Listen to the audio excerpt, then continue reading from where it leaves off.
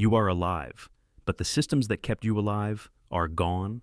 Agriculture has stopped, transportation has collapsed, electricity is unreliable or completely non-existent. There is no emergency response, no supply chain to fall back on. Survival is no longer about convenience, it is about biology. After roughly 24 hours without food, your liver exhausts its glycogen reserves. After 48 to 72 hours, your body shifts into ketosis, burning stored fat and muscle to keep essential organs functioning. Metabolism slows by as much as 20 to 30%. Cognitive flexibility drops. Long-term planning weakens. These changes are not panic. They are well-documented starvation responses. Then, you see a body. At that moment, your brain is not evaluating morality. It is performing an energy calculation. The real question is not whether the choice feels extreme. The real question is scientific. Would consuming a human body meaningfully increase your chances of survival? Or would it introduce risks that outweigh any short-term benefit? Starvation alters human decision-making in predictable ways. Studies of famine survivors show that when body fat drops below approximately 7% in adult men and 12% in adult women, the brain enters an energy priority state. Food becomes the dominant cognitive focus. Social norms weaken. Risk tolerance increases. This is why cannibalism has appeared independently throughout history. During siege famines, shipwrecks, isolated expeditions, and prolonged disasters. It is not evidence of inherent brutality. It is evidence of metabolic stress. However, instinctive solutions are not always survivable solutions. The human brain is good at identifying calories. It is far less effective at calculating delayed biological consequences. To understand whether cannibalism works as a survival strategy, you have to examine the numbers. An average adult human weighs between 60 and 70 kilograms, but approximately 60% of that mass is water. That water provides no usable energy. What remains is muscle, fat, bone, and connective tissue. Bone and connective tissue contribute little caloric value.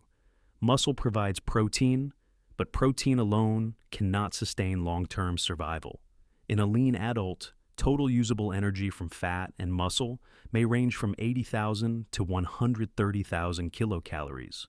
Under starvation conditions, an adult still requires roughly 1,200 to 1,500 kilocalories per day, just to maintain basic organ function. Even in a best-case scenario, that energy might last several weeks. In reality, illness, stress, digestion losses, and infection shorten that window considerably. Humans are also nutritionally inefficient compared to prey animals. A single deer can provide over 300,000 kilocalories, most of it from fat. Humans evolved as endurance hunters, not as energy-dense food sources. But the most dangerous limitation is not caloric quantity. It is nutrient balance. Protein cannot replace fat during starvation. When protein intake is high and fat intake is low, the liver becomes overwhelmed by nitrogen waste.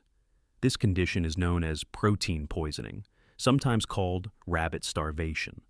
It causes diarrhea, fatigue, headaches, rapid weight loss, and organ stress. Historical survival records show that people consuming mostly lean protein often deteriorated faster, not slower. Calories alone do not equal survival. Even if calories were sufficient, the biological risks escalate immediately after death. The human body is biologically stable only while alive.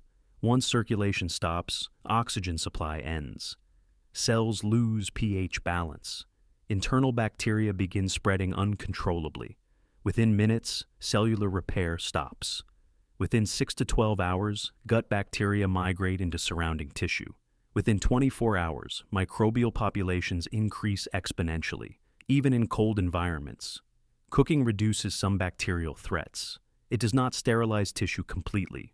More importantly, some of the most dangerous agents involved are not alive at all. Prions are malformed proteins that cause fatal neurodegenerative diseases, such as Kuru and Creutzfeldt-Jakob disease. Unlike bacteria or viruses, prions are not destroyed by heat. They survive boiling, roasting, digestion, even stomach acid. Once ingested, prions slowly damage brain tissue by forcing healthy proteins to misfold. The incubation period for prion diseases can range from 6 months to over 10 years. During that time, the person appears healthy. When symptoms finally emerge, they progress rapidly.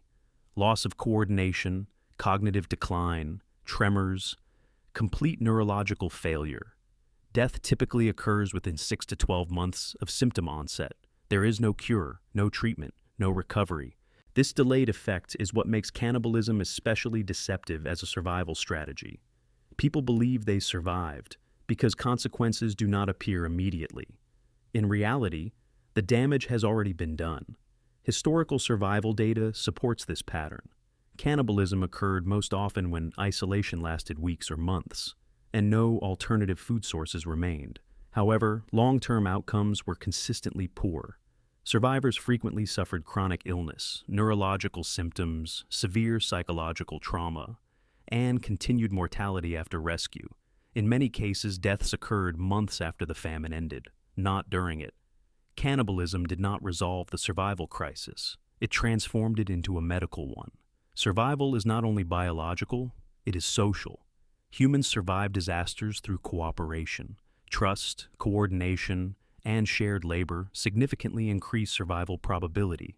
When cannibalism begins, trust collapses, fear escalates, violence increases. Once people are perceived as potential food, cooperation ends, groups fracture, energy expenditure rises, survival odds fall.